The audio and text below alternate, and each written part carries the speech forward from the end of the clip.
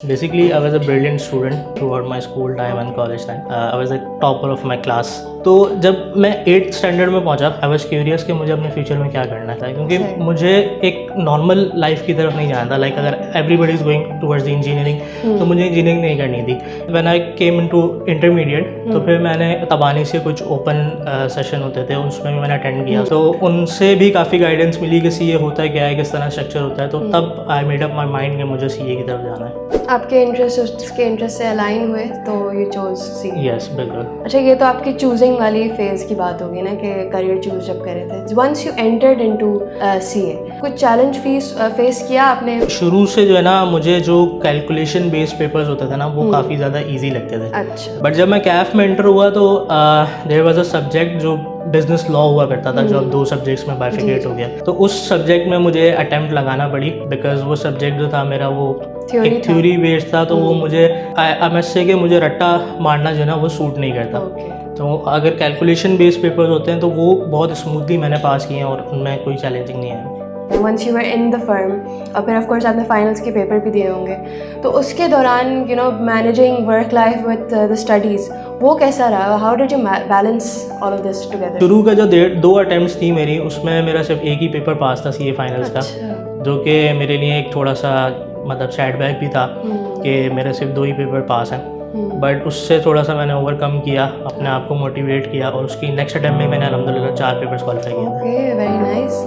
तो सेटबैक आपका हुआ तो कमबैक भी उतना ही स्ट्रॉन्ग हुआ, so that's good.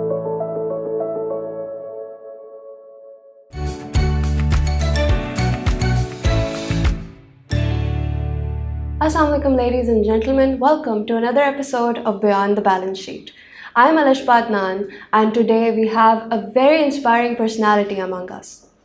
He is an epitome of the word resilience and consistency.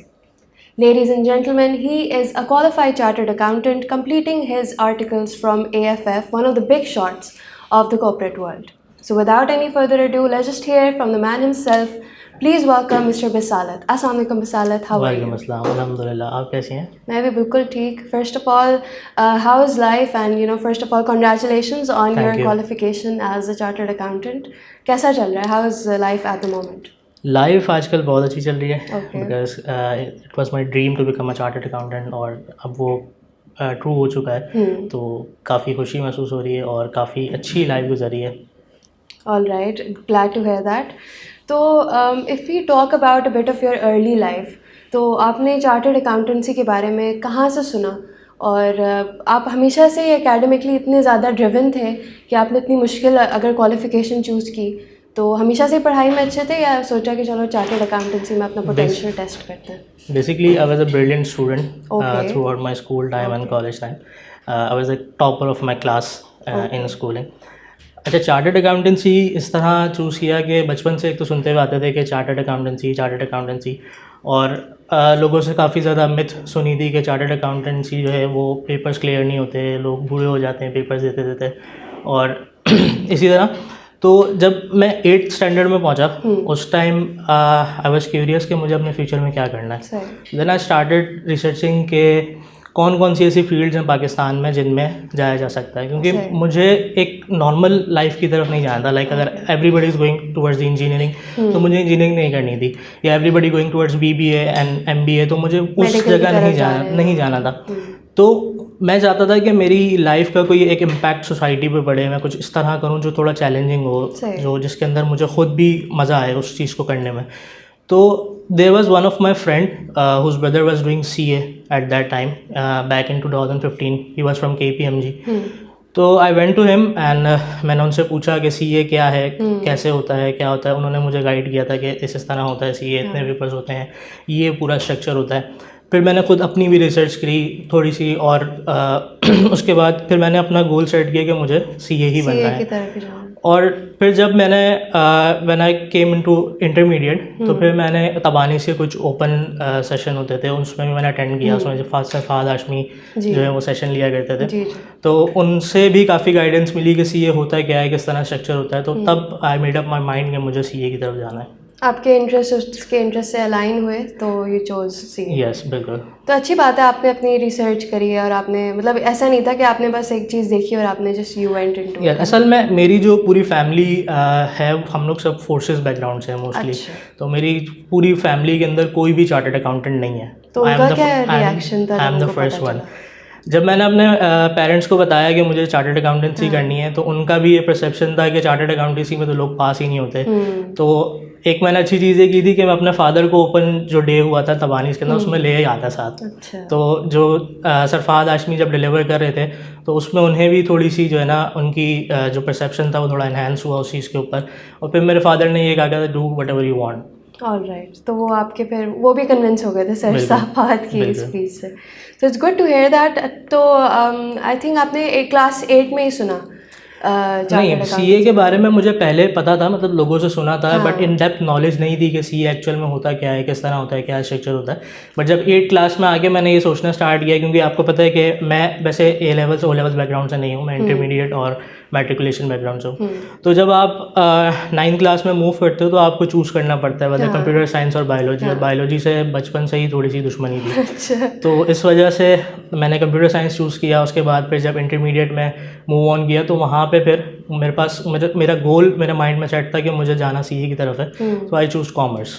तो कोई और ऑल्टरनेट सोचा ही नहीं था कि सीए के अलावा कुछ और कुछ सोचा ही नहीं? नहीं, मैंने अपना माइंड बहुत अर्ली बना लिया था। क्योंकि मैं उनमें से नहीं हूँ कि जो मतलब दो तरफ जो है एक साथ जाएं या दो चीज़ों के बारे में एक साथ सोचें। व्हेन आई वाज इन 8 तो मैंने अपना माइंड जो है वो बना लिया था कि मुझे करना है तो सीए ही करना है। उससे पहले मैंने काफ़ी उस पर रिसर्च की। ऐसा नहीं था कि मैंने सिर्फ लोगों से सुना और कर लिया। मैंने काफ़ी ब्राउजिंग भी की उसके ऊपर कि भाई सीए की वर्थ क्या है पाकिस्तान में और डिफरेंट कंट्रीज़ के अंदर क्या वर्थ है। इसके अलावा जो सोसाइटी में रिकग्निशन है सीए की वो किस तरह से। तो ये सब चीज़ें इनकॉर्पोरेट करने के बाद मैंने अपना डिसीजन लिया कि मुझे सीए की तरफ जाना चाहिए। सही है। तो that's really clever, I must say, कि आपने हमेशा से आपके दिमाग में एक चीज़ बनी हुई थी। और क्योंकि यूजुअली जो डाइवर्टेड माइंड्स होते हैं ना, फिर वो एंड भी नहीं करते। अगर जो स्पेशली जो चीज़ दूसरे ऑप्शंस खुले रखते हैं जो लोग, तो फिर वो एक चीज़ उस कंसंट्रेशन से कर ही नहीं पाते जिस चीज़ में उनकी कंसंट्रेशन रिक्वायर्ड होती है। That is what I believe. बिल्कुल ऐसे ही, क्योंकि जब आपके माइंड में एक गोल क्लियर होता है ना, तो आप अपनी पूरी जर्नी उसी तरह के प्लान करते हैं। अगर आपके माइंड में दो चीज़ें होंगी कि ये नहीं तो ये सही, तो फिर आप जो करने जा रहे होंगे ना, आप उसे भी ठीक तरीके से नहीं कर पाएंगे। वो डेडिकेशन आप शो नहीं कर पाएंगे, क्योंकि आपके माइंड में एक बैकअप प्लान होगा।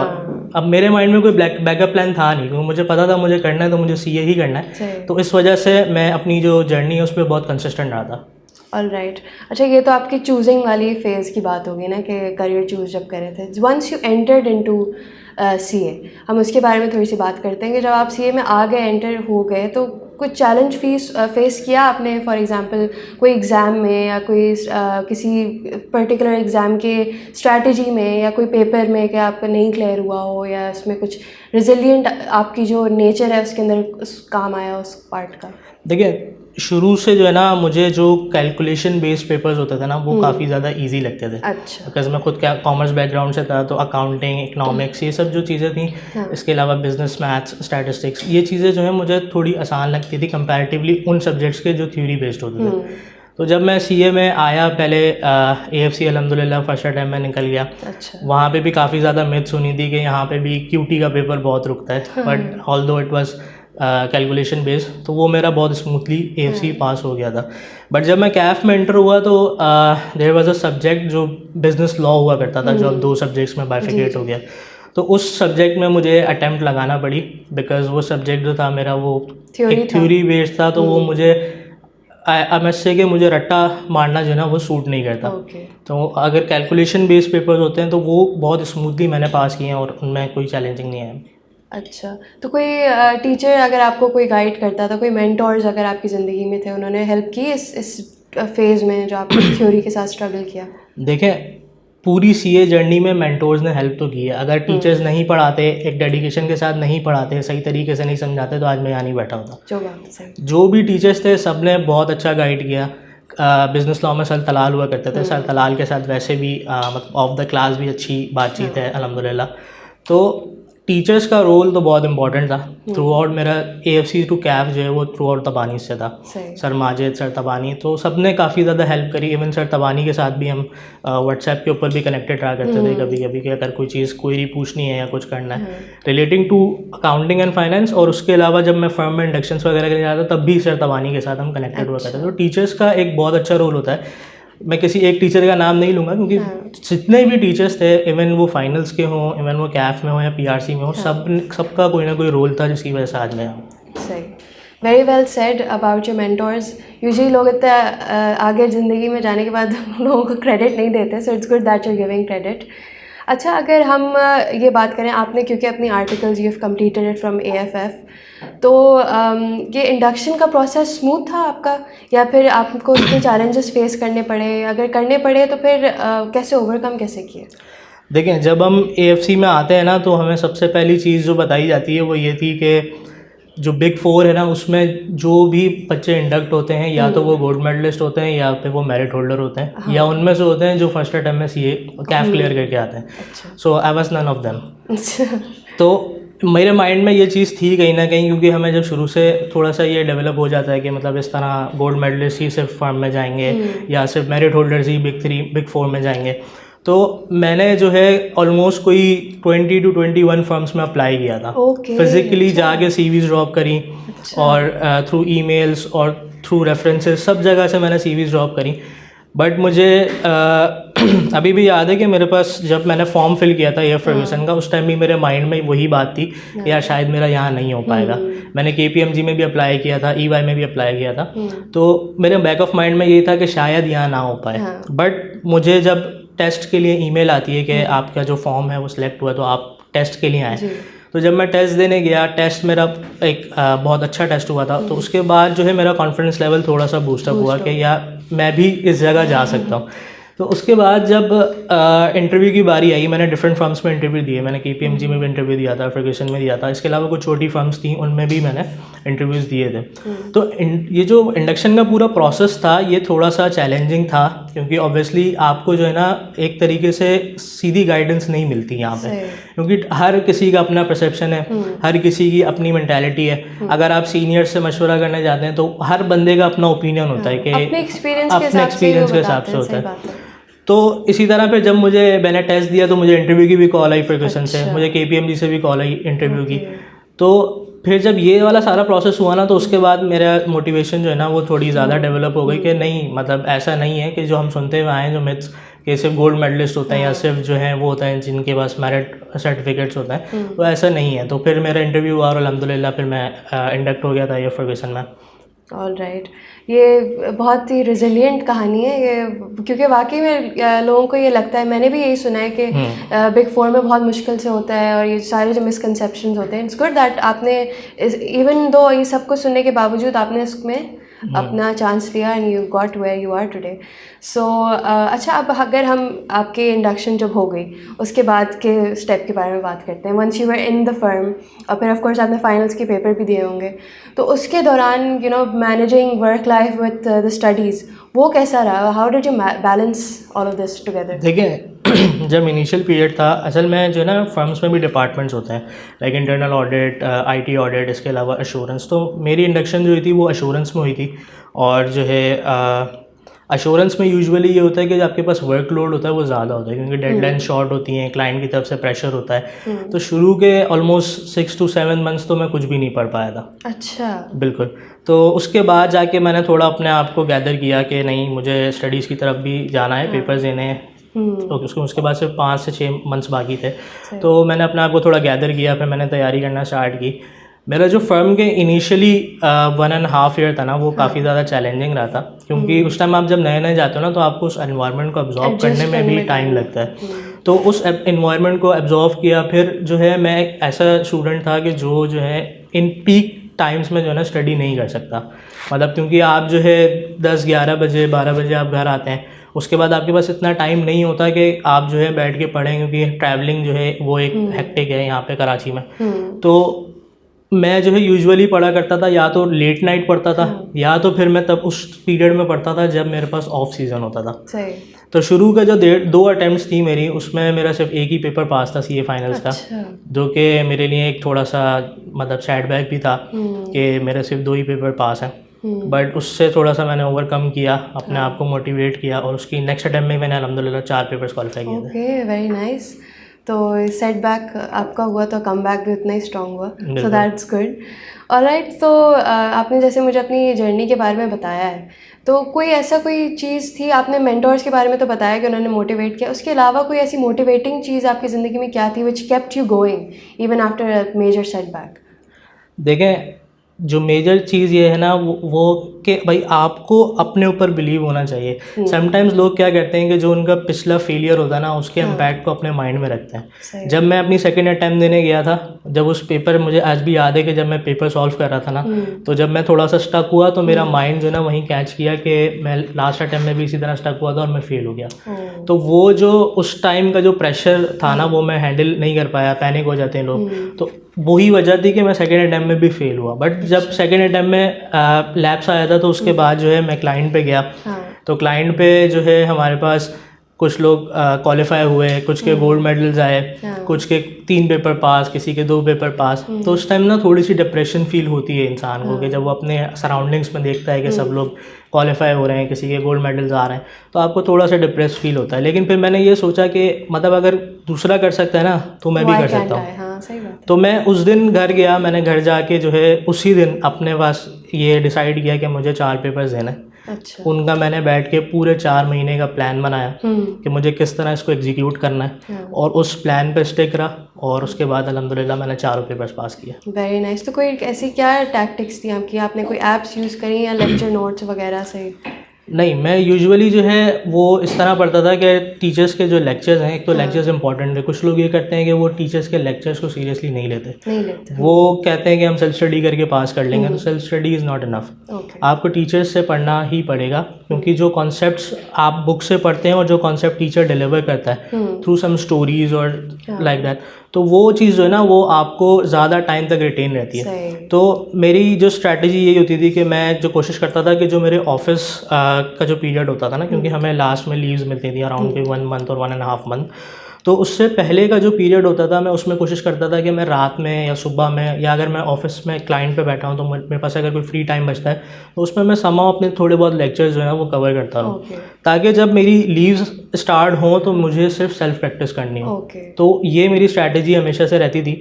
बट ऑल्दो कि आप नहीं भी कर पाते, समटाइम्स क्या ऐसा होता है कि जैसे मैं फाइनेंशियल सेक्टर में हूँ अभी PwC में, तो वहाँ पे ये होता है कि हम बैंक्स को ऑडिट करते हैं। अब बैंक्स की डेडलाइंस जो वो बहुत शॉर्ट होती हैं। दूसरा ये है कि जब डेडलाइन शॉर्ट है तो समटाइम्स ऐसा भी होता है कि हम रात में 3 बजे घर आते हैं और सुबह 9 बजे हमें दोबारा जाना है, तो उस पीरियड में तो आप पढ़ ही नहीं सकते। और क्लाइंट के ऊपर भी आपका पूरा दिन इस तरह निकलता है कि जो वर्किंग आवर्स होते हैं उसमें आप क्लाइंट के साथ क्वेरीज रिजॉल्व करना, डेटा कलेक्शन और इन चीज़ों में बिजी होते हैं।